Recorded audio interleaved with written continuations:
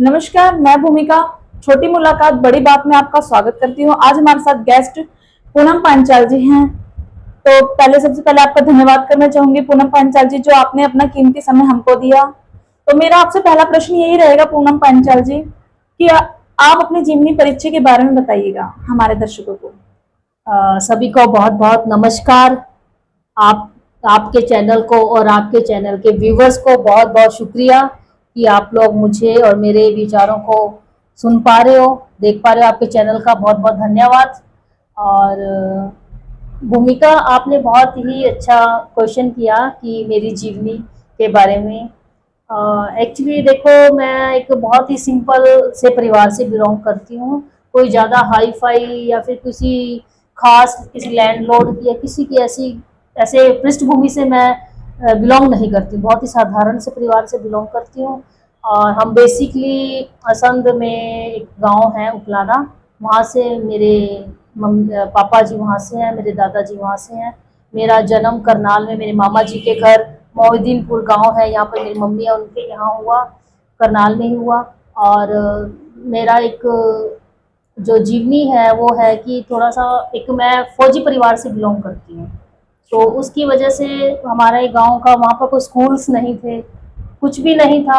तो इसलिए मेरे फादर साहब ने सोचा कि यहाँ तो मेरी बेटियाँ पढ़ नहीं पाएंगी, तो इसीलिए हम करनाल में शिफ्ट हुए थे। और हम तो खैर क्या, मेरे फादर और मेरे मम्मी पापा, मेरे पेरेंट्स वही लेके आए थे। तो हमारे पास मेरी दादी जी यहाँ करनाल में रहते थे। और क्योंकि एक फौजी पृष्ठभूमि से और बाहर रहना बहुत मुश्किल हो जाता है, तो मेरी दादी जी हमारे साथ हमेशा रहती थी जब तक वो जिंदा थी। और मेरे मामे जी यहाँ पड़ोस में ही हैं, उनका काफ़ी कंट्रीब्यूशन रहा है हमारे साथ सामने। वो काफ़ी देख रेख करते थे, लुक आफ्टर करते थे। मेरे छोटे मामा जी भी हमारे साथ ही रहते थे, जो डॉक्टर हैं वर्तमान में। और मेरी जो बुआ जी हैं सब छोटे वाली, वो भी आर्ट सेक्टर में ही रहती हैं। तो वो भी काफ़ी हफ्ते में आना जाना, मतलब एक परिवार की जो रूपरेखा होती है ना, भी हाँ अपना हस्बैंड भी चाहिए, वाइफ भी चाहिए, बच्चे भी चाहिए, सब कुछ चाहिए। तो हमें एक पूरा ओवरऑल हमारी परिवार ने हमें लुक आफ्टर किया और हमें देखा। और मेरी मम्मी का इसमें खास अच्छा रोल है। और तो यही हमारी पृष्ठभूमि है, हम यहाँ पर पढ़े लिखे। और मेरी स्कूलिंग हुई है फूसगढ़ के लाठर स्कूल से, मेरी ज़्यादातर मैक्सिमम प्राइवेट स्कूल है, वहाँ से मेरी स्कूलिंग हुई है। उसके बाद गवर्नमेंट गर्ल्स कॉलेज में मैंने ग्रेजुएशन की है।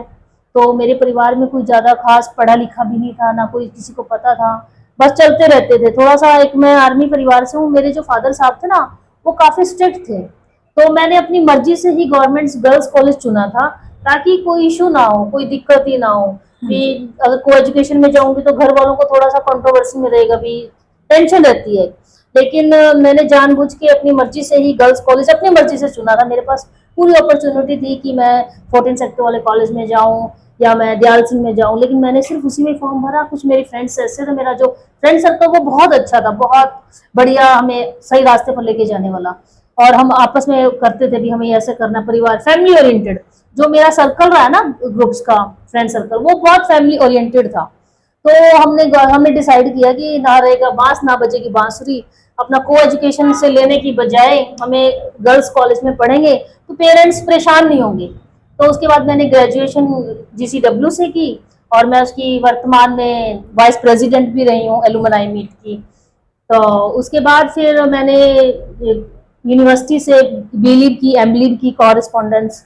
फिर उसके बाद घर वाले सोचते हैं कि शादी होनी चाहिए, ये होनी चाहिए। तो घर वालों को ये लगता है कि हमारी बच्चा इतना पढ़ लिख गया, तो उनको सुटेबल मैच नहीं मिला। इस चक्कर में तो फिर मैं उनको नहीं मिला, तो हम पढ़ाई जारी चलती रही। फिर मैंने आफ्टर मास्टर्स में एडमिशन लिया। एक बार मैंने नीलोखेड़ी में भी जॉब की, फिर मैंने मास्टर्स में एडमिशन लिया MA साइकोलॉजी। मेरा बड़ा इंटरेस्ट था पढ़ने का, 14 सेक्टर वाले कॉलेज में नई नई साइकोलॉजी आई थी। और डॉक्टर सुरेंद्र सिंह हमारे टीचर रहे हैं उस टाइम, उन्होंने बड़ा मेरे को ब्लाइज किया। और उन्होंने कहा भी तेरा एडमिशन नहीं हो सकता, गैप है, तो यूनिवर्सिटी से लिखवा। उस टाइम एक कर्नल साहब, एक फौजी वाइस चांसलर हुआ करते थे, मैं उनसे लिखवा लाई और मेरा एडमिशन भी हो गया। क्योंकि थोड़ा 1-2 साल का गैप था बीच में, तो एडमिशन हुआ। उसके बाद मेरे जो सुरेंद्र सिंह सर है, वो मुझे बहुत ब्रिलियंट बच्चों में शामिल करते थे। मैं थी भी ना, हमेशा टॉप 10 में रही हूँ। टॉप तो नहीं रही, लेकिन टॉप 10 बच्चों में रही हमेशा, ब्रिलियंट बच्चों में। एथलीट थी मैं, खेलने कूदने में, हर चीज में ऑलराउंडर। तो उन्होंने मेरी पर्सनैलिटी ट्रेट्स को, एक हमारी रेखा शर्मा मैडम थी, विजय मुदगिल सर थे, और स्वीता डुल मैडम थी, और एक रेखा शर्मा मैडम थी हमारी। ये मैं मतलब इनकी बड़ी चहेती रही हूँ। इन्होंने मेरे को, सुरेंद्र सिंह सर ने तो मेरे को जब एडमिशन लिया तभी कह दिया था, तू ना एजुकेशन में अपना काम खराब कर रही है, तू तो ना पॉलिटिशियन होना चाहिए। उन्होंने मेरे को एक बात ये कहते, तेरे को तो राजनीति क्षेत्र तेरे लिए बहुत अच्छा बना है, तू उसमें चली जा। मैंने कहा ऐसे ही कह दिया होगा राजनीति क्षेत्र, यहाँ मैंने कहा हम सिंपल परिवार से हैं, कहाँ से राजनीति क्षेत्र। मैंने कहा चलो कह देते हैं टीचर कोई नहीं, मजाक कर रहे हैं। लेकिन कोई बात नहीं, मैं पढ़ी, मैंने मास्टर्स करी, फिर मैंने एमफिल कुरुक्षेत्र यूनिवर्सिटी से करी। फिर मैं एमफिल करते करते ही मेरी शादी भी हो गई थी। तो फिर उसके बाद मैं इसमें हमारा डीएवी पीजी कॉलेज में, यहाँ पर एक टीचर की ज़रूरत थी साइकोलॉजी के, और हमारे उस टाइम प्रिंसिपल साहब हुआ करते थे डॉक्टर वाईपी शर्मा जी। उन्होंने किसी को कहा बीच में, तो उनकी बात चलते चलते मेरे सुरेंद्र सिंह सर के पास आई। सुरेंद्र सिंह सर ने एफर्ट जैसी मेरा नाम मोबिलाइज किया, भी हमारे स्टूडेंट को मोबिलाइज किया जाए। और ऐसे मेरे फादर साहब मेरे साथ इंटरव्यू देने गए थे, मेरे से कोई खास बात नहीं हुई थी। वाईपी शर्मा सर ने मेरे फादर से बात करी, अच्छा ये आपकी गुड़िया है? हाँ जी गुड़िया है। अच्छा इसकी लोकल शादी कर दी? हाँ जी लोकल शादी कर दी। ये ऐसी बातें हुई, दो थोड़ा मेरे से सब्जेक्ट के लिए पूछा, बहुत सारी चीज़ें पूछी। और ऐसे मैं कॉलेज में आई, डीएवी पीजी कॉलेज में 2013 में अप्रैल में, जब सेशन का एंड होता है, जो मुझे अब समझ में आता है, उस टाइम सेशन का एंड होता है, उसमें मैं प्राइवेट कॉलेज में, मेरी एमफिल भी चल रही थी, मैंने एमफिल की। फिर उसके बाद कॉलेज की रिक्वायरमेंट होती है, अभी एमफिल में इतना टाइम लगा दिया, ये लगा दिया, वो कर दिया, बहुत सारी चीज़ें होती हैं, बहुत सारी समस्याएं हुई जीवन में। जो ठीक है, अपना जो भी है, आप लोगों को कुछ पता है, कुछ ही को नहीं पता, लेकिन अच्छा नहीं है, मेरा अच्छा एक्सपीरियंस रहा। फिर उसके बाद मैंने सोचा कि पीएचडी करनी चाहिए। पीएचडी हालांकि एक रिक्वायरमेंट है कॉलेज की, लेकिन मैं अपने नाम के लिए और अपनी इच्छा के लिए और अपने लिए करना चाहती थी कि मेरे नाम के आगे डॉक्टर लगे, ये मेरी इच्छा रही है। तो मैंने सोचा कि अच्छी यूनिवर्सिटी से कहाँ से की जाए। फिर मैंने doctor APJ Abdul Kalam university Indore, वहाँ मैंने चुना, सिलेक्शन किया 2018 में कि मैं इस यूनिवर्सिटी से पीएचडी करूँगी। और मुझे एक कोई प्राइवेट यूनिवर्सिटी है, लेकिन यूनिवर्सिटी बहुत अच्छी है, जिसमें मेरा वाइवा भी पेंडिंग है, होने वाला, हो चुका है, लगभग हो जाएगा, आजकल में कभी भी हो सकता है। तो बस मेरा पीएचडी वहाँ से मैंने करी। बस इतनी सी मेरी जीवनी है। इसमें मेरे हम 5 बहन भाई हैं, मैं सबसे बड़ी हूँ। तो जो बड़ा बच्चा होता है उस पर रिस्पॉन्सिबिलिटीज होती हैं। मेरे फादर बाहर रहते थे, तो हमेशा मैंने एक लड़के की तरह काम किया, और एक लड़के की तरह मेरे पेरेंट्स ने मुझे सपोर्ट किया, और मुझे हर तरीके की आज़ादी दी, हर तरीके का काम करने का लिए, लेकिन सिर्फ पढ़ने के लिए, अपना नाम रोशन करने के लिए, अपना काम करने के लिए, गलत चीज़ों के लिए नहीं, किसी भी चीज़ में। जैसे आजकल बच्चे, हम पूरा फैमिली ओरिएंटेड थे, हमने घर में टाइम सेट कर दिया था हमारा भी, आपने 12 बजे कॉलेज से आ जाना है घर, 2 बजे आ जाना, 3 बजे आना। तो अगर 10 मिनट लेट हो जाते थे, हमारे पास फोन तो होता नहीं था, ना फोन अलाउ कर दिया जाता था, तो हमें पता था भी 20 मिनट लगते हैं कॉलेज से घर तक आने में साइकिल पे, ग्रेजुएशन में। तो हम 20 से 25 मिनट नहीं होने देते थे, इतने हम लॉयल थे परिवार के प्रति। शुरू से ही मैं ऐसी हूँ, फैमिली ओरिएंटेड हूँ, जो मेरी शक्ति है, जो मेरी पावर है, जो मैं ऐसा समझती हूँ।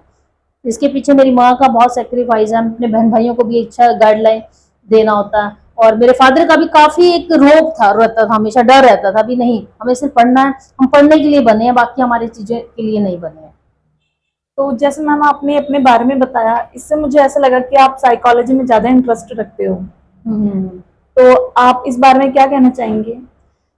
देखिए, साइकोलॉजी में मैं इंटरेस्ट नहीं रखती, मैं साइकोलॉजी की ही प्रोफेसर हूँ। अच्छा। और मेरा इंटरेस्ट था, जब मैंने ग्रेजुएशन में सब्जेक्ट चुना था, मुझे नहीं पता था कि क्या होता है साइकोलॉजी, क्या नहीं होता है। एक डॉक्टर बीआर चौहान जी थे, उन्होंने हमें गाइड किया था कि साइकोलॉजी पढ़ो, ये करो, वो करो। तो मेरे पास ज्योग्राफी तो साइकोलॉजी सब्जेक्ट मैंने चुना, और काफ़ी मेरे को अच्छा लगा, इंटरेस्टिंग लगा। आप पर्सनैलिटी को मेजर कौन करता है, आईक्यू को मेजर कौन करता है, आपकी मेमोरी को कौन मेजर करता है, सिर्फ हम साइकोलॉजिस्ट ही कर सकते हैं। और बहुत इंटरेस्टिंग सब्जेक्ट है, तो बहुत मैम अच्छा आपने ये सब्जेक्ट है। साइकोलॉजी लिया ही क्यों? आपने कुछ और सब्जेक्ट क्यों नहीं चुना? आपने बड़ा अच्छा क्वेश्चन पूछा है कि मैंने साइकोलॉजी क्यों लिया। एक्चुअली जब हम बीए में जाते हैं, काउंसलिंग होती है, हमें पता ही नहीं होता भी क्या लेना है क्या नहीं। घर वालों ने कह दिया ज्योग्राफी ले लो, उन्होंने कह दिया ये ले लो। तो ये काउंसलिंग का बड़ा अच्छा रोल होता है जी, आपकी काउंसलिंग किस तरीके से की गई है, सामने 10 टीचर बैठे हैं, आपको किसने कितने अच्छे से ट्रीट किया, और आप सब्जेक्ट की नॉलेज क्या है, बिहेवियर क्या है, टीचर का बिहेवियर क्या है, कॉलेज का एनवायरनमेंट कैसा है, इन चीजों को देखते हुए मैंने साइकोलॉजी चुना था। मुझे अच्छा लगा, और मैंने अपनी मर्जी से चुना था ये। हालांकि मेरे को घर में थोड़ा सा ये लगा, तूने इकोनॉमिक्स चुनना चाहिए था, ये साइकोलॉजी भी कोई सब्जेक्ट होता है, लेकिन मैंने थोड़ा सा जिद ही कर ली। मैंने कहा नहीं, मुझे तो यही पढ़ना है, ज्योग्राफी के साथ यही पढ़ना है मुझे तो। आपके आपकी पसंद से मैंने एक ले लिया ना सब्जेक्ट, ज्योग्राफी ले लिया आपकी पसंद से, मुझे भी एक सब्जेक्ट पढ़ने दो मेरी मर्जी से। और बड़ा अच्छा इंटरेस्टिंग है, बहुत बढ़िया है। और आज के दौर में मैं देख रही हूँ ना, मेरा डिसीजन मेकिंग बहुत अच्छा था। तो मैम आप जैसे साइकोलॉजी की प्रोफेसर है, इससे आप बच्चों को कैसे मोटिवेट करते हो? देखिए, मैं एक साइकोलॉजी की प्रोफेसर हूँ, बहुत अच्छी बात है। आपने बताया कि बच्चों को मोटिवेट कैसे करती हूँ, आप ये जानना चाह रहे हो। हाँ जी। देखो, मैं जब क्लास में जाती हूँ ना, मैं एक वैसे ही नॉर्मली बिहेव बात करती हूँ बच्चों से, नॉर्मली। मैं कभी उनको एज अ टीचर बन के बात नहीं करती हूँ। मैं उनका बैठी भी, हाँ तुम्हारे घर में कौन है, परिवार में कौन है, फैमिली कैसी है, एनवायरनमेंट कैसा, घर में इनकम का सोर्स क्या है। मैं डे वन से बच्चों के ना पूरे एक सिंपल उनसे बातचीत करती हूँ, उनको अच्छा लगता है। भी मैडम तो पढ़ाई से हट के हमसे दूसरी बातें कर रही हैं, दूसरे तरीके की बातें कर रही हैं। फिर धीरे धीरे धीरे मैं उनको सिखाती हूँ कि बेटा कॉलेज में ऐसा तो है नहीं है कि आप लोगों को मैं एक लाइन बोलूं और आप पढ़ो, नहीं। आप लोगों को सेल्फ स्टडी पे, आप लोग बनना क्या चाहते हो, आपको क्या करना चाहिए आगे, अब क्या चाहिए आपको। कहते हैं जी हमें तो, कुछ बच्चे कहते हैं जी हमें तो हमारी जमीनों में काम संभालना है, कुछ कहते हैं जी फॉरेन जाना। मैक्सिमम आजकल का जो स्टफ है ना, फॉरेन जाना है। अभी फॉरेन क्यों जाना है, क्या करोगे वहां? मैडम जी वहां तो ट्रक चलाओ, बड़ा पैसा है, ट्रक चलाना कोई सीखने की जरूरत भी नहीं है, हमें तो गाड़ी वैसे चलानी आती है। हम तो बुग्गी जोटा रेडी ये खेतों में ट्रक के ट्रक चला लेते हैं, ट्रैक्टर के ट्रैक्टर चला लेते हैं, और वहां तो स्मूथ सड़कें है जी, वहां तो कोई दिक्कत ही नहीं है। फिर उनको मैं समझाती हूँ कि चलो अच्छी बात है, जाना चाहिए अगर तुम्हारे पास पैसा, लेकिन तुम इस पैसे से बिजनेस भी तो यहाँ शुरू कर सकते हो। तो ऐसे ऐसे बातें जब उनको करते हैं ना, तो उनको इंटरेस्ट आना शुरू हो जाता है। फिर हमारे साइकोलॉजी में कुछ ऐसे इंटरेस्टिंग सब्जेक्ट्स हैं, जैसे मास्लो का थ्योरी है हमारा, उसमें आपके बारे में बताया जाता है कि ह्यूमन नेचर क्या है, ह्यूमन की जो हमारी रिक्वायरमेंट क्या है, बेसिक नीड हमारी क्या है मास्लो में। जैसे हम कहते हैं रोटी कपड़ा मकान, और इंटरेस्ट आना शुरू हो जाता है। फिर उनको ये कहा जाता है कि आपकी बेसिक नीड पूरी, आपके पास रोटी भी आ गई, आपके पास खाना भी आ गया, आपके पास एक जीवन साथी भी आ गया, आप क्या करोगे, क्या बनना चाहते हो, खा लिया पी लिया सो लिया। क्योंकि वो हरारकी की हमारी चेन है। जब हमारी बेसिक चीजें कंप्लीट होगी ना, तभी हम कुछ कर पाएंगे। जैसे मोदी जी हैं हमारे, सेल्फ एक्चुअलाइजेशन जो हमारी लास्ट है ना, मास्लो की थ्योरी का, हिरार्की जो थ्योरी है, उसमें आता है कि आप सेल्फ एक्चुअलाइजेशन भी अपने लिए काम करो। आप क्या हो, आपके पर्सनैलिटी ट्रेड्स क्या है, आप किसके लिए बने हो, क्या आप सिर्फ पढ़ाने के लिए बने हो, क्या आप खाने के लिए बने हो। कई लोग टीचिंग के लिए क्लरिकल में चले जाते हैं गलती से, लेकिन वो टीचर के लिए होते हैं। कुछ लोग दूसरी फील्ड चुन लेते हैं, कुछ मल्टीपल डायमेंशन पर्सनालिटी होते हैं, कुछ इंडिविजुअल्स होते हैं, कुछ अपना इंट्रोवर्ट होते हैं, कुछ एक्सट्रोवर्ट पर्सनालिटी होते हैं। तो मैं जिस पर्सनालिटी में आती हूँ वो एक्सट्रोवर्ट पर्सनालिटी है। और सारा का सारा देखो एनवायरमेंट का खेल है। और हमारे साइकोलॉजिस्ट एक हुए हैं वॉटसन, उन्होंने कहा है कि आप मेरे पास गरीब का बच्चा लेके आओ और एक अमीर का बच्चा लेके आओ, मैं गरीब के बच्चे, राजा के बच्चे को रंग बना सकता हूँ और रंग के बच्चे को राजा बना सकता हूँ। वो कहते हैं कि everything is depend on your environment. आप बच्चे को जैसा एनवायरमेंट दोगे, बच्चा ऐसे ही सीख जाएगा। परवरिश का और डीएनए का बड़ा जबरदस्त रोल है।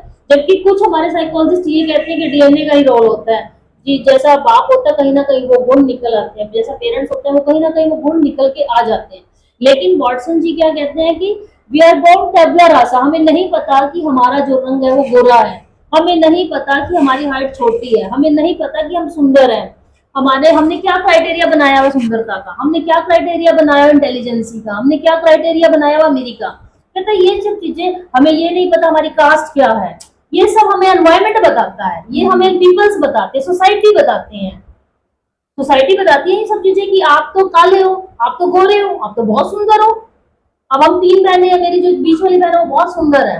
अब जब भी कोई घर में, मेरे फादर साहब ने बड़ा एक डेकोरम बना रखा था, हमारे घर में कोई आसानी से एंट्री नहीं ले सकता था, क्योंकि उनको पता था कि मेरी 3 बेटियां हैं, मुझे उनको काबिल बनाना है। तो आसानी से कोई भी, उनका बड़ा एक रोक था, एक डेकोरम था हमारे घर में। हमारे परिवार के अलावा बाहर का कोई एक्स्ट्रा, जिसको स्पेशली मेरे फादर की, चाहे वो दोस्त हो यार हो, कोई भी नहीं, अगर हम घर में पानी भी देने जाते थे ना बाहर, तो मेरे फादर जाएगा, मेरा भाई जाएगा, मेरी माँ जाएगी, हम नहीं जाते थे कभी भी। तो हमें पता ही नहीं था कि हम क्या सुंदरता होती है, क्या बदसूरती होती है। तो उसको आगे जब कहते थे ना, तू तो बहुत सुंदर है, ये पूनम थोड़ी सी सांवली है, ये थोड़ी इंटेलिजेंस है, ये लंबी है, ये क्या बोल रहा है, हमें पता ही नहीं था, क्योंकि डाला ही नहीं दिमाग में कभी किसी ने, पेरेंट्स ने। ऐसी चीजें उन्होंने कभी आपने पढ़ना है, आपने ये काम करना, आपने सुबह उठना है, आपने ये एक फिक्स बना रखी थी हमारी विचारधारा, चाहे वो फौज में हो चाहे वो घर पर हो, हमने वही करना जो उन्होंने कहा, क्योंकि वो फोन पे रिपोर्ट लेते थे सारी शाम को, किसने क्या कुछ किया क्या कुछ नहीं किया, घर में कौन आया क्या हुआ कितनी बात हुई। तो फैमिली का बड़ा ही रोल है। तो आप जब साइकोलॉजी की बात करते हो कॉलेज में स्कूल में, तो बच्चे को देख के बता देते हैं। कुछ चीजें कम्युनिटी पे डिपेंड करती हैं, पर्टिकुलर किसी कम्युनिटी का बच्चे में वो कुछ गुण आ जाते हैं कि मेरे पास तो गाड़ी है, मैं तो, क्योंकि जो गांव के जो दूसरे लोग होते हैं, शहर के दूसरे लोग होते हैं, तो ना कमाने की क्या जरूरत हो रही है, तो तेरा पीस है तेरे पास, वो तेरा किला है तेरे पास। तो जो मास्लो का थ्योरी है ये आपको बताता है कि आप किसके लिए बने हो, आपको जीवन में करना क्या है। मोदी जी ने भी शादी करी, हमारे माननीय प्रधानमंत्री जी ने, ठीक है, शादी करी, बाद में उन्होंने अपना देश सेवा करी, क्योंकि उनको समझ में जल्दी आ गया था कि मैं देश की सेवा के लिए बना हूं, मैं घर गृहस्थी तक सीमित नहीं हूं। उनको समझ में आ गया था व्हाट आई एम, कि मैं क्या हूं। सेल्फ एक्चुअलाइजेशन का जो गुण है उनके अंदर आ गया। अब इसका एग्जांपल और मैं दूंगी अमिताभ बच्चन का। जो अमिताभ बच्चन है वो इतने बुजुर्ग हो चुके हैं, उनकी एज 80 अराउंड कुछ होगी, 70 प्लस होगी शायद, में भी 70 प्लस उनकी एज है। तो अभी भी वो काम कर रहे हैं, क्यों काम कर रहे हैं सोचो आप। क्या उनको पैसों की कमी है, क्या उनके पास कोई जरूरत है किसी चीज की? वो इसलिए कर रहे हैं, एक नंबर वन को सोसाइटी को अच्छा लेसन दे रहे हैं, एक मोटिवेशन दे रहे हैं कि इस हमेशा इंसान को काम करते रहना चाहिए, हमेशा। दूसरा कि आप जितना काम करोगे आपकी एनहेंस होगी, आपकी बॉडी एनहेंस होगी, आपकी इंटेलिजेंस एनहेंस होगी, आप एक मॉरल करेक्टर बना। उन्होंने उनकी जो अमिताभ बच्चन मेरा भी फेवरेट है, मुझे भी बहुत अच्छी उनकी अच्छी चीजें लगती हैं। तो उन्होंने सोसाइटी में बहुत अच्छा एक मॉरल सेट कर दिया है कि हमें काम करते रहना चाहिए। तो ये हम साइकोलॉजी में अगर इसको देखें, उनकी पर्सनैलिटी के हिसाब से देखें, तो वो बहुत ही एक्स्ट्रा ऑर्डिनरी पर्सनैलिटी है उनकी, और वो एक्सट्रोवर्ट पर्सनैलिटी है, और वो सेल्फ एक्चुअलाइजेशन के लिए उन्होंने काम किया है। क्योंकि बहुत सारे अमीर लोग होते हैं जिनके पास रोटी कपड़ा मकान बेसिक चीजें होती है, लेकिन वो सेल्फ एक्चुअलाइजेशन के लिए पीछे काम करते हैं, मेहनत करते हैं, आम जनता के लिए काम करते हैं। तो मैम मेरे को आपसे ये जानना है कि आप पॉलिटिशियन में कैसे आए, और आप पॉलिटिशियन में आकर किस पार्टी से जुड़े हो? एक्चुअली मैं बेसिकली ना तो मैं कोई जन्मजात पॉलिटिक्स हूँ, पॉलिटिशियन हूँ, ना ही मेरा पॉलिटिक्स की ABC जो भी था मुझे पता ही नहीं था। मुझे तो पॉलिटिक्स का P नहीं पता, मुझे साइकोलॉजी का P पता था, ठीक है, क्योंकि वो मेरा इंटरेस्ट था, मैं टीचर हूँ। तो पॉलिटिक्स का ना मुझे कुछ लेना देना था, ना ही मेरी फैमिली को लेना देना था, ना ही हमारा कोई कनेक्शन था दूर दूर तक। ये क्वेश्चन मुझे कई लोगों ने पूछा, स्पेशली हमारे गाँव के उपलाना के लोगों ने, कदर साहब मिले मुझे एक बार, तो कहते बेटे आप एक बात बताओ, आप टीचर हो, प्रोफेसर हो, अब पॉलिटिक्स में कैसे? मैं देख के हैरान, मैंने इतना मुश्किल और इतना आत्मीय क्वेश्चन पूछा इन्होंने कि पॉलिटिक्स में ये तू कैसे आ गई है, क्या रीजन है, मेरे को समझ में नहीं आई ये बात। तो मैंने कहा अंकल जी ऐसा है, मैंने को कोई जवाब नहीं दिया, और वही क्वेश्चन आपने पूछ लिया। तो जी पॉलिटिक्स का तो ऐसा है कि कभी कभी क्या बोलूं मैं, कभी कभी कुछ चीजें आपके पास ऐसा एनवायरनमेंट आ जाता है, आपके पास कुछ सिचुएशन आ जाती है आपके पास, आप उसको डील करते करते आपको समझ में ही नहीं आता कि ये चीज आपके DNA में थी, ये चीज आपके पर्सनैलिटी ट्रेट्स में है, ये चीज आप इतना अच्छा कर सकते हो। मेरे पास कुछ समस्याएं जीवन में ऐसी आई जिनके रहते मैं आज आपसे मिलना, आज उनसे मिलना, आज उनसे मिलना, आज उनसे मिलना, तो वो सिचुएशन बनती चली गई। और मैं नेताओं से मेरा मिलना जुलना, या फिर मेयर मैडम से मिलना जुलना, या किसी और से मिलना जुलना हो गया, और इस चक्कर में मेरी पहचान बनती चली गई। लोगों को समझ में आने लग गया कि ये प्रॉब्लम सॉल्विंग कर सकती है, क्योंकि एक प्रॉब्लम आती है, साइकोलॉजी में कहते हैं कि हमारे पास एक प्रॉब्लम आई, मैं देखो कुछ चीजें शेयर नहीं करना चाहती हूँ, कोई बात नहीं होती है, पर्सनल होती है, तो कुछ एक प्रॉब्लम आई, एक समस्या आई, उसको हल करते करते करते करते, और मैं आप लोगों के सामने एक, ज्यादा तो नहीं मैं कह सकती हूँ, मैंने एक अच्छा काम किया, मैंने अपना बेस्ट किया। मुझे जो भी टास्क मिला मैंने उसको बहुत अच्छे तरीके से, बहुत ईमानदारी से निभाया। मैंने किसी का एग्री पे नहीं लिया, और ना ही मैंने किसी के साथ गद्दारी करी, और ना ही मैंने किसी का विश्वासघात किया। मैंने बड़ी ईमानदारी से सिर्फ अपना काम किया। लोगों को लगता था कि ये कर सकता है, आप ये काम कर सकते हो, मैं करती चली गई। और मेरे पास एक सिचुएशन ऐसी बनी कि मेरे पास टाइम में टाइम था, और उस टाइम को मैंने अच्छी जगह यूटिलाइज किया। और आप पार्टी की बात करते हो, तो मैं जब शुरू में गई तो मैं किसी और पार्टी से जुड़ी, उन्होंने मेरे को कुछ चीजें दी, बताई, जैसे भारतीय जनवादी होती है, इनसे जुड़ी मैं महिलाओं से, क्योंकि वहाँ के पीछे कुछ बैकग्राउंड ऐसा था मेरा कि मैं वहाँ लोगों से मिलती जुलती चली गई। बड़ा अच्छा उन्होंने रिस्पॉन्स दिया, बढ़िया दिया। फिर उसके बाद कुछ पर्सनल चीजें भी होती हैं आपकी लाइफ में, तो मुझे लगा कि रेणु बालाजी के लिए काम करना चाहिए, इनको जिताना चाहिए, क्योंकि मेरे पास एक समस्या आई। महिलाएं जब आप आगे बढ़ती है ना और अपनी प्रॉब्लम को लेकर के कहीं जाती हैं, तो सामने वाला मेल पॉलिटिशियन है और एक महिला है, वो उसके पास जा रही है और वो उसके लिए फोन कर रहा है, भी फलानी फलानी मैडम है ना, आप इसको ओब्लाइज कीजिए, जो भी है कोई बात नहीं।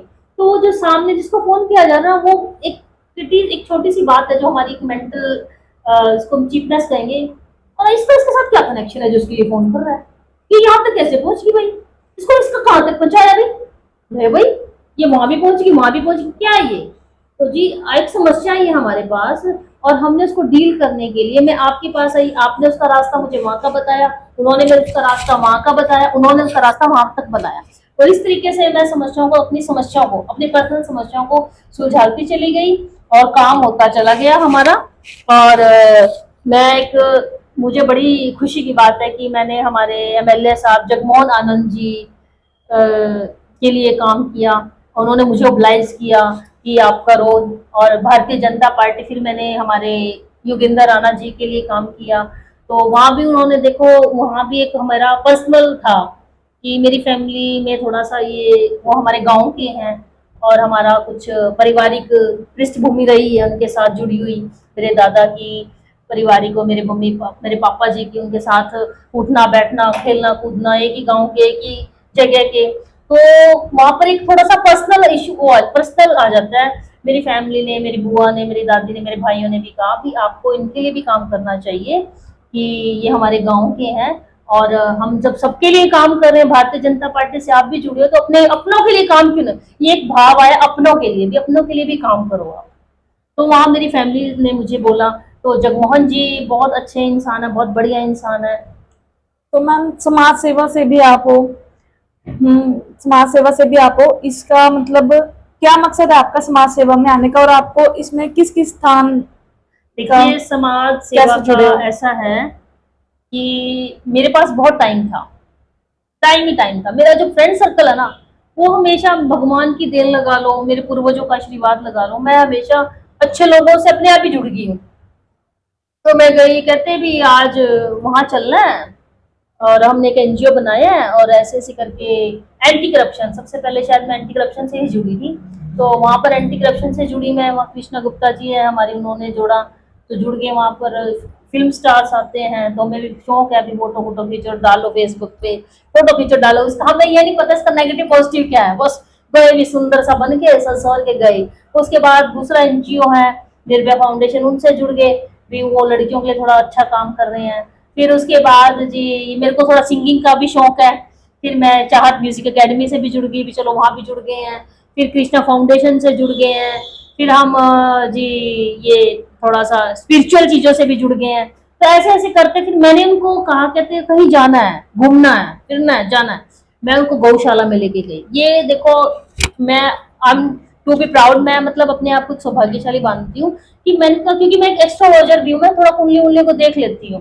मैंने कहा चलो गौशाला में चलते हैं, उनको हरा चारा खिला के आते हैं, चलो बंदरों को कुछ खिला के आते हैं, चलो मछली को कुछ खिला के आते हैं। तो मैं अपने गुरु सर्कल में ऐसी चीजें बोल देती तो उनको अच्छी लगती थी, हाँ हम नहीं जाते क्या सोचेंगे लोग। अब मैं ये कह रही हूँ कि मैं उनको सिर्फ वैसे ही कहती थी, हम चले भी जाते थे फन फन में, फिर वीडियो बनाते थे, फोटो फेसबुक पे डाल देते थे, ठीक है, मजाक मजाक में। और आज ऐसा भगवान की कृपा से कल्चर बन गया, वो सारे जाते हैं। मुझे बहुत खुशी होती है कि हमने अपनी स्पिरिचुअलिटी को, हमने अपने सनातन धर्म को पकड़ा। तो इस तरीके से धीरे धीरे करते करते फन फन में मैं ऐसे ही पब्लिसिटी का एक पार्ट बन गई, और मैं कहीं ना कहीं अच्छे लोगों ने मेरे को कैच कर लिया या पकड़ लिया, या फिर कुछ भी लगा लो कि उन्होंने मेरे को ब्लाइज किया। तो मैम आप हमारे मास उसमें आए, मीडिया में आए, तो आपको मीडिया में आकर कैसा लगा, मीडिया में आपकी क्या राय है? देखिए, आपने ये कहना चाह रहे हो आप कि मैं मीडिया से में भी आ गई हूँ, मैडम आपको कैसा लग रहा है? हाँ जी। देखिए, मीडिया में मैं जब एक कोई ऊपर जाता है ना, तो आपके 10 लोग 20 लोग है ना, आपको पकड़ लेते हैं, यार ये पता नहीं क्या बन जाएगा, चलो इसके साथ कनेक्शन बनाते हैं या कुछ समस्याएं आती हैं, भी हमारा बंदा है, अपनापन। जैसे मैंने अपने लोगों के लिए काम किया और उन्होंने मुझे ऑब्लाइज किया, उन्होंने परमिशन दी कि आप काम करो, आपके अंदर कर सकते हो। इसके बीच में बहुत सारी समस्याएं आई हैं, आसान नहीं था कुछ भी, बहुत कंट्रोवर्सी का पार्ट भी मैं कई बार बनी हूँ बीच में, लेकिन आसान नहीं था। फिर भी मैं थोड़ा सा स्पिरिचुअल हूँ, मैं मेडिटेशन करती हूँ, मेरी फैमिली बहुत अच्छी है, मेरा परिवार बहुत अच्छा है, मेरे भाई बंधु बहुत अच्छे हैं। हमेशा हमारे घर में एक रिवाज है कि हम हर चीज घर में डिस्कशन करते हैं। तो फिर मास मीडिया का हमारा जो सत्य समाचार है, उसमें श्री बंसीलाल ब्राह्मण पांचाल जी हैं, उनको थोड़ा सा पता चला कि हमारे समाज की है, काफी एक्टिव रहती है, तो उन्होंने एक दिन बातचीत करी, तो फिर मैं उनसे जुड़ गई। फिर उसके बाद एक रविंदर डांगी जिनका HGN चैनल है, तो उन लोगों से मैं जुड़ गई, उन लोगों ने मेरे को ओब्लाइज किया और अपना मैं भी उनसे जुड़ गई। उसके बाद आपके भाई बंधु जितने भी हमारे मीडिया वाले, इनका बहुत बड़ा रोल रहा है मुझे प्रसिद्ध करने में, मुझे हाईलाइट करने में। मैं जहाँ भी जाती थी, जिस भी NGO से जुड़ती थी, जैसे सोशल सर्विस से भी जुड़ी हूँ मैं, ये हॉस्पिटल में जो लड़कियों को खिला, तो वो मेरे तरफ कैमरा कर लेते, मैं 2-4 शब्द बोल देती थी फन में ही, और धीरे धीरे मुझे बोलना आ गया, मैं सीख गई, और मैं लोगों मेरा जो चेहरा है वो करनाल में पहचान बनता चला गया। तो मैम क्या मतलब यह संस्कार आपको किसने दिए, और इतने सारे कार्य आप करते हैं, आप पॉलिटिक्स में भी हैं, एजुकेशन में भी हैं और अदर चीजों में भी हैं, तो आपको कैसे, इसमें क्या राय है आपकी? देखिए, मैं जैसे कि आजकल मैं सेवा भारती से भी जुड़ी हुई हूँ, ठीक है, वहां पर हमारे जो श्री रोशन लाल गुप्ता जी है, वो मुझे बेटे की तरह ट्रीट करते हैं, बिल्कुल बेटे की तरह। देखो, मैंने समाज में कह देते हैं वो उसको ब्लाइज करा, गलत बोलते हैं, लेकिन मैं ये कह रही हूँ कि मैं बहुत भाग्यशाली, उस परम पिता परमेश्वर का मैं धन्यवाद करती हूँ, भगवान का, कि मेरे को हमेशा रास्ते सही मिले। अगर मैं कुछ कभी छोटा मोटा रोड़ा कंकर आया तो अपने आप ही निकल गया। तो वहां पर वो मेरे को बहुत सिखाते हैं कि गौ की सेवा कर, ये कर, वो कर। तो संस्कार की बात आप कहते हो कि जैसे मैं आप सेवा भारती से जुड़ी हूँ, मैं मीडिया से जुड़ी हूँ, मैं मोदी जी की फॉलोवर हूँ, मैं भाजपा, मोदी जी का मतलब है कि मैं भाजपा पार्टी से फॉलोवर हूँ। तो घूम फिर की चीजें क्या आती हैं। मेरे फादर साहब देखो, राष्ट्रीय पुरस्कार उनको मिला था कारगिल की लड़ाई में 1999 में। उस टाइम वो सूबेदार होते थे और उनकी गिलगिट ऊपर द्रास में ड्यूटी थी, और वो बताते थे पापा कि बेटे बम और गोला बारिश हो रही थी, और मेरे को एक आभास हो गया था कि हम कल तक नहीं बच पाएंगे।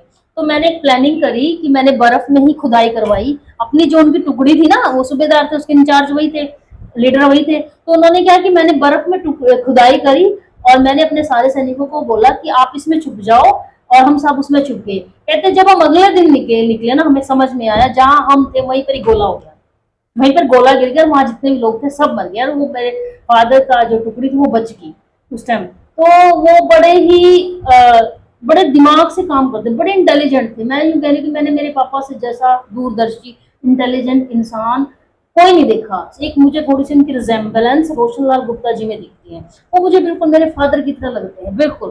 तो आप ये मुझे सब कुछ, RSS की बात करते हैं हम, सेवा भारती की बात करते हैं हम, सोशल सर्विस की बात करते हैं, घूम फिर के क्या है समाज का कार्य, समाज को सही रास्ते पर लेके आना।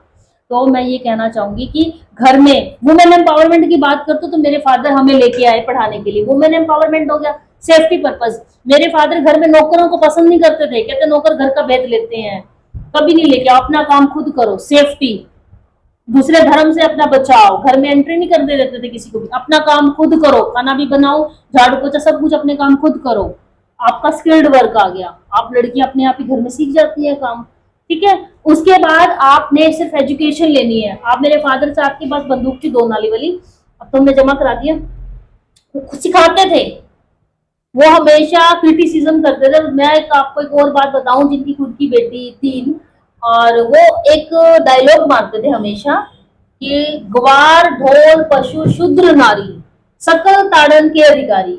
मैंने कहा पापा आपकी 3 बेटी, आप कैसे बोल रहे हो? कहते बेटा ये मैं किसी पर्टिकुलर इंसान के लिए नहीं बोल रहा हूँ, मैं ये कहना चाह रहा हूँ, यहाँ पर गवार का मतलब ये नहीं होता कि अनपढ़ है, जिसको नॉलेज नहीं है। शूद्र का मतलब ये नहीं है कि किसी कास्ट से, जो आपके अधीन जो भी काम कर रहा है, वो जैसे आप मेरे अधीन तुम लोग हो, ठीक है। नारी का मतलब होता है कि नारी को अगर सही टाइम पे पालन पोषण ना किया जाए, सही टाइम पे उसकी केयर ना की जाए, तो इमोशनल फूड होती है, उसको कोई भी बहका सकता है, तो उस पर ध्यान देना चाहिए।